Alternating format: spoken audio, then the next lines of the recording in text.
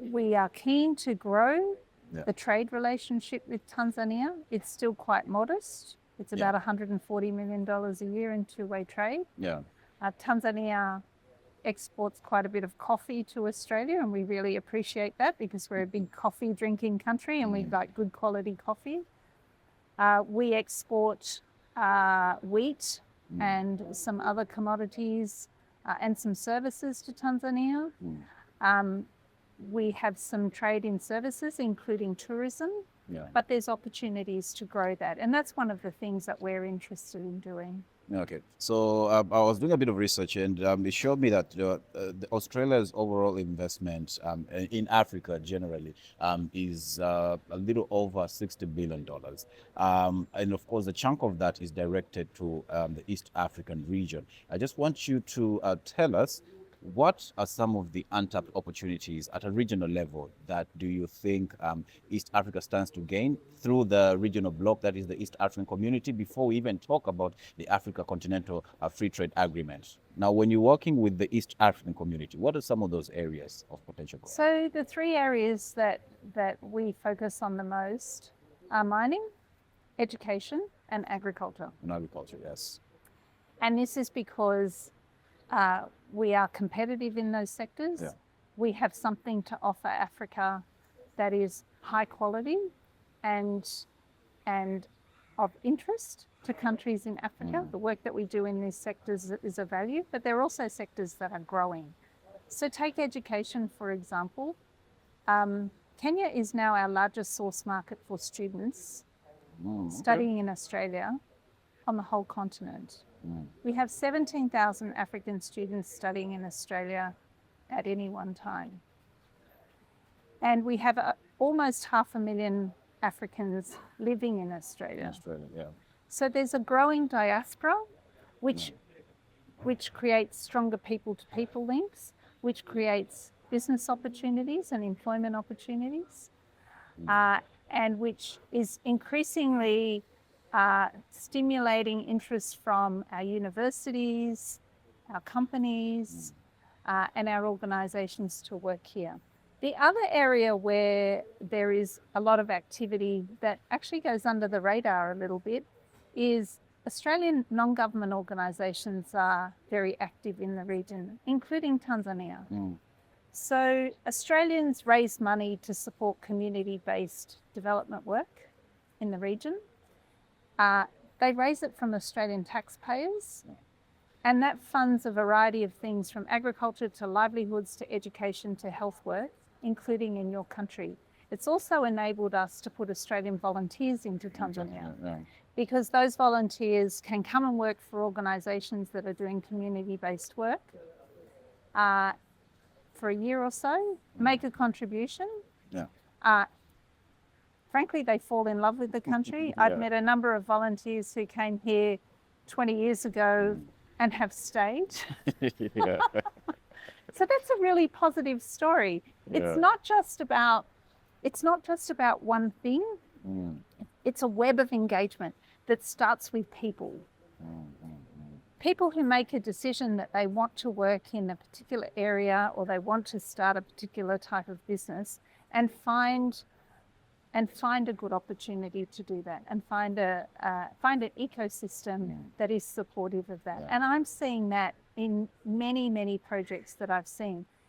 I'll give you a specific example. Right now, the Australian National University from Canberra has researchers here that are working in a community south of Dodoma on livelihoods. And they're helping that community develop small businesses, including things like nurseries, for example, to provide seedlings. And that project has actually been going for almost 10 years. And it's just been evolving into sort of more and more sophisticated approaches. It started as a project that was about improving agricultural productivity and has evolved to do other things. But it's created an incredible connection between researchers in Australia and Tanzania and provided huge benefits to this community. The Jamie, who was the head researcher from Australia, was telling me the yields from their crops has increased 2 and 3-fold, and the amount of inputs has gone down because they're more efficient than they were before, and they're able to use the money that they're making to start other businesses. So it's incredible that the work that we can do together at community level, and we see those stories all the time. Focus a little bit more now on agriculture. I understand you're implementing the Australian Centre for International Agricultural Research, that's the ACR, and you have about 4 projects that are being undertaken in Tanzania. My particular interest is in understanding how you're improving the agribusiness, because agriculture is the backbone of the Tanzanian economy and the economies of many African countries. However, to date, we still are not able to process, to value add most of the agricultural produce. The value addition is done elsewhere. How are you now helping Tanzania particularly in adding value to its agricultural produce, but also improving the agribusiness?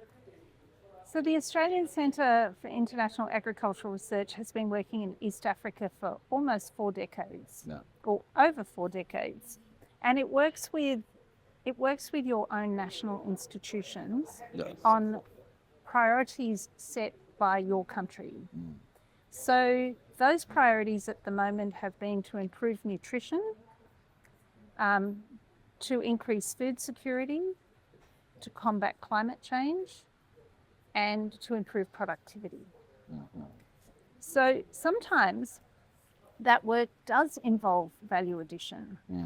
And the project I was telling you about earlier in that community, the value addition has been improving agricultural productivity so that profits can be used to develop businesses that are associated with that, whether it's producing seedlings or whether it's doing other things. It's important that we work with the priorities of the country.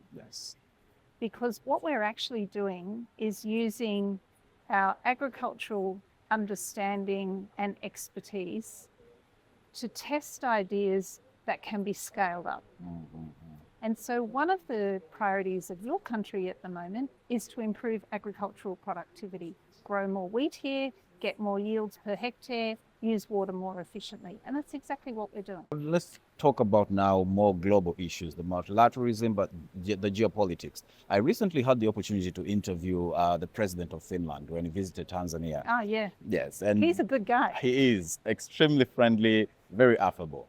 Now, one of the issues that we touched about is what's currently happening, the global shifts, the dynamics that are happening at a global level, and how do they impact Tanzania and Africa in general. And his view is that Africa needs to be given more urgency or a broader voice, a stronger voice at the international level, particularly through the United Nations and through the instrument, the United Nations Security Council. And I asked him that how many people, how many countries within the European Union share such sentiment. Now, from the Australian perspective, what is your view about the need for Africa to have a stronger voice on international matters through the current international body, that is the United Nations? What is your view about the need for urgency for that? My foreign minister, Senator Penny Wong, has consistently advocated for Africa having a stronger voice in the United Nations, for Africa having a seat on the UN Security Council, and for Africa to have broader representation on issues that directly affect its interests. And she continues to do that. We feel very strongly about that. We were very pleased to see that the African Union has been admitted as a member of the G20, and of course South Africa is currently hosting the G20, and that is really a fantastic opportunity to highlight issues of interest and concern to Africa.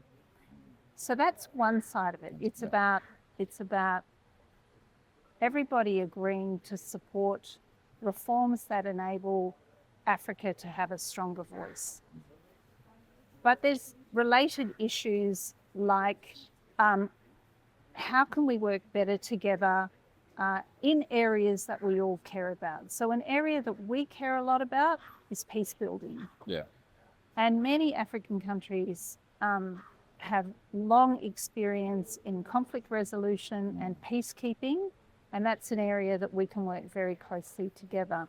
Climate change is another area where we can work very closely together. Africa has shown a lot of leadership on climate change. The continent is impacted by by climate change. And financing to support adaptation to climate change is a priority for the continent. We are bidding to host the next Conference of the Parties in 2026, or the Conference of the Parties in 2026, in Australia and the Pacific. So it's a partnership with the Pacific. If we are successful in that bid, we will be welcoming African countries to our region to work together on these issues, on climate change issues, and how do we take a positive agenda forward to address climate change. Of late, and this is not something that has just been happening maybe for the past 5 years or 10 years or so. It has been ongoing for 2 decades or 3 decades ago, where you find that there is Australia-Africa Summit, South Korea-Africa Summit, China-Africa Summit. So people are like, these developed countries are boxing Africa as, one big country. Now, I just want to get your perspective in terms of the dynamics that are involved within each different African country, because you understand that you're overseeing about 6 countries within the East African region, and each country has its own different dynamics, politically, economically, socially, even levels of development are different. So the challenges and the opportunities are also different. Now, when you engage with Africa as a continent, what is that strategic approach that makes such an engagement, such a conversation beyond politics, beyond social, but also being implemented in a customized way that it would impact a particular country and address the specific needs of that country? We have never seen Africa as one homogenous group. In our own region, even when we talk about places like the Pacific, even though those countries are very small, they are all unique. They have their own governance, their own personality, their own history, their own culture, their own colonial past. So we know from our own experience also as a colonial country, as a fellow Commonwealth country, having worked with countries in Africa through forums like that for many, many decades, we have never seen Africa as a homogenous group. We have always respected the diversity and the uniqueness of each of those African countries. And that's how we engage with them. They vote differently. They have their own national interests, as do we. And we respect that when we engage with a country, we're engaging with them because we have shared interests. But we're always working in our own national interests, each of us, right? Having said that, though, we need to recognise the very valuable role that regional groupings and continental groupings can have, and that it's a very efficient way for us to engage. So through the AU, through the African Free Trade Agreement, through SADC, through the EAC, all of these mechanisms are really helpful ways for us to engage. But that's not to replace the personality and the interests of each country. And I do represent 6 countries. I think of them all very differently and individually. Okay, so we've laid the fact that the global economic, political landscape is shifting. And as we're seeing this shifting power, how do you think Australia will be able to partner, to engage, to cooperate with Africa in the coming years? How is that relationship also going to shift? Because it's inevitable that there's definitely going to be a shift, a change in how we cooperate and how we work, and even maybe areas of interest. How do you see that relationship evolving? So there's no doubt that we are going through a period of stress and disruption to the multilateral system. But I think our starting point is that the multilateral system has delivered benefits to all of us. We could not travel halfway around the world if there was not international agreements to allow those planes to fly. We could not use our phones in another country if there was not those international agreements that enabled that. Yeah. The benefits that we have seen is because we have cooperated as nation states in a system that has supported a more peaceful world, more open trade, and an agreed set of rules by which we all operate. And we are confident that African countries feel the same way about that as we do, that we want to see that system continued. But there is no doubt that reform is needed. And so we need to work together on how do we do that? What is it that the multilateral system really delivers for all of us? And how do we continue to support that? And for our part, we really want to engage with countries on that in all of the forums that we have available, and we do that. But we are also continuing to support the multilateral system. So we are the 11th largest donor to the UN. And the funding that we provide enables UN organisations to do their work, both through assessed contributions and through voluntary contributions. And by and large, we are continuing to support their work. You mentioned about the support or the contribution that Australia forwards to the United Nations. We have seen a financial squeeze from the UN themselves, of course the US, but also the European Union. Yeah. Many countries, many global supporting partners are now looking inward. So I'll take, for example, let's say the Australian government who might have a review of its support system to Africa and maybe prioritize national interests. I just want to get a sense of where Australia is at the moment, as we're seeing all the rest of the development partners reassessing the support that they extend to Africa, the development aid that they extend to Africa. Has that impacted Australia's outlook in terms of how you support Africa? Australia is continuing to support international organisations to do their work. Our funding to organisations in Africa has not changed. So, for example, we are supporting humanitarian efforts on the Horn of Africa and in East Africa countries to the tune of over $100 million at the moment. That is continuing. We support the UN Environment Programme that is headquartered in East Africa. Yeah. We've actually increased our contribution to the UN Environment Programme. I said earlier, we support non-government organisations and international organisations like the ICRC, who do really important work, particularly in crisis situations. We are continuing to do that.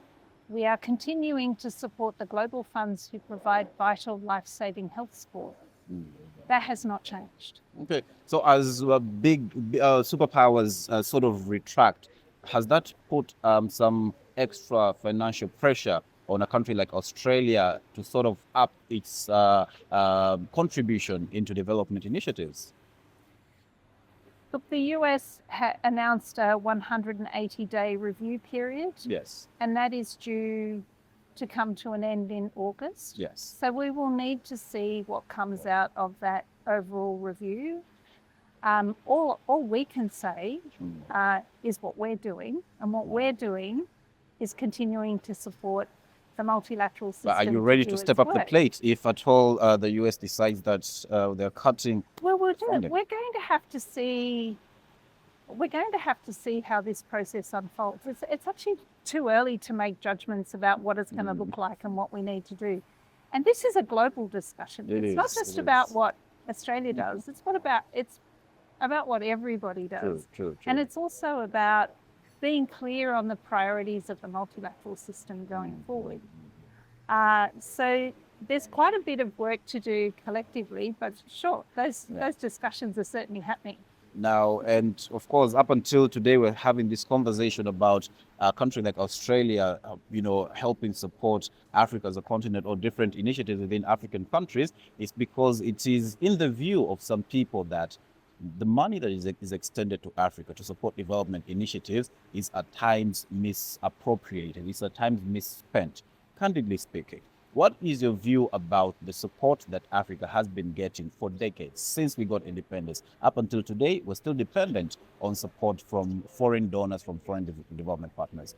Are you of the view that the money is being utilized as it should? We can only talk about the money that we provide Yes. and the money that we spend, and we have very, very robust systems to track that spending, to report on that spending. It's very transparent. It's all available on the web. You can have a look at the reviews of our programs, the audits of our programs, and what that finds. And I'm satisfied that that money is being spent well, and it's being spent in line with the priorities of both Australia and the recipient government. So, you know, when we provide assistance, there is always a priority given to ensuring that we are responding to clear needs, and we're doing so in a way that is both robust, but it's also well targeted. Nobody wants to see that assistance wasted. We want it going to good projects that can make a difference. But I guess the other point you raise is this question of, you know, is there an aid dependency? Yeah. And I think just as we saw in Southeast Asia, we're seeing a tremendous transformation on the continent. In the next 20 years, you're going to have the largest youth workforce in the world. You're going to have some of the largest economies in the world. It will be the private sector and investment that drives that growth. It will not be development assistance. Yeah. And we're seeing that transition now. Yeah. Now, the final question on development aid and how Australia cooperates with Tanzania and East Africa in particular. The financial squeeze that I was talking about has heavily affected NGOs in Tanzania. You know, most of them were dependent on US aid. So now when US aid cut funding, most of them had to downsize, and unfortunately some of them had to completely shut down. Australia supports a lot of NGOs in Tanzania. What lessons have you picked from that unfortunate event? Because some people were talking about maybe NGOs need to change their model. Instead of just being dependent on, you know, foreign aid or donor support, they need to also find ways to, you know, run the NGO as a business, to have revenue streams beyond just being dependent on aid. What specific lessons did that teach you, and do you support that view that it's perhaps time that NGOs stop being entirely dependent on support from Australian government and also other institutions? So I don't feel well equipped to pass judgment on NGOs and how they operate. I have run NGOs in the past, and they're all unique and they operate in different environments. I feel very sad for the NGOs that haven't been able to maintain their work. There are some very good people working in those organisations and doing very worthwhile work, and we all thank them for that. And we hope that, you know, the time will come where recovery will enable them to get back to some of those things they can't do at the moment. It is not unique right now. What we're seeing is not unique. That I've been working in development for 20 years on 3 continents. And for all NGOs, there's a constant challenge of where their funding is going to come from and what is a sustainable model for them and how they diversify their income. So, you know, this is something that many NGOs face in many places in the world at various times. And I guess that, you know, to the extent that we can provide funding to them to do, you know, to scale up some of their activities or to reach communities that they couldn't reach otherwise, or to try new things, then that's a very good thing, and that's what we like to do. So at the moment in Tanzania, we're doing work with a little organisation in Arusha, not such a little organisation, but that's working on innovations to improve productivity and livelihoods, and they're doing some fantastic work, and we've enabled them to broaden that to more people and to different types of people. But you know, that organisation has been going for 20 or 30 years. It's not reliant on our funding. It's just that our funding has enabled it to do some new things. We've provided money to a school so that it can sink a bore so that it can provide more reliable water for the school. You know, it's not relying on us to keep going. It's just that funding is enabling it to do something a bit more that's actually going to save it some money in some other areas. Exactly. So they're good things for us to do. Indeed. And as I said before, one of the fantastic things about a lot of NGOs is that they fundraise from ordinary people. So the Australian NGOs who work here raise as much money from the Australian community, philanthropic groups, business enterprises and other things as they raise from the government, and sometimes more. Okay. Now, let's talk about your visit to Tanzania. You came to present your credentials to the Secretary General of the East African Community. The headquarters are in Arusha. So this year, 2025, is an election year. Of course, you presented your credentials to our President, Samia Suluhu Hassan. I want you to talk about the engagements that you've had with Tanzania, as you know, the government in particular, but also some of the engagements that you've had with the Secretary General of the EAC. Generally, we'll close it off with your experience of Tanzania. So the first thing to say is that the relationship between Australia and Tanzania is on a really positive trajectory. It's growing. And it's growing through commercial opportunities, which is the best kind of growth. So I'm really pleased to be coming here at this time, and it makes for a very positive engagement with the government. We have a really good success story to talk about.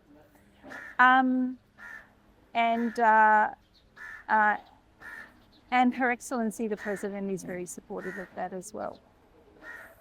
More broadly, since presenting my credentials in Tanzania, my objective has been to get out and learn more about what we're doing together, to see more of the country, and to meet some of the Australians who are here working as well.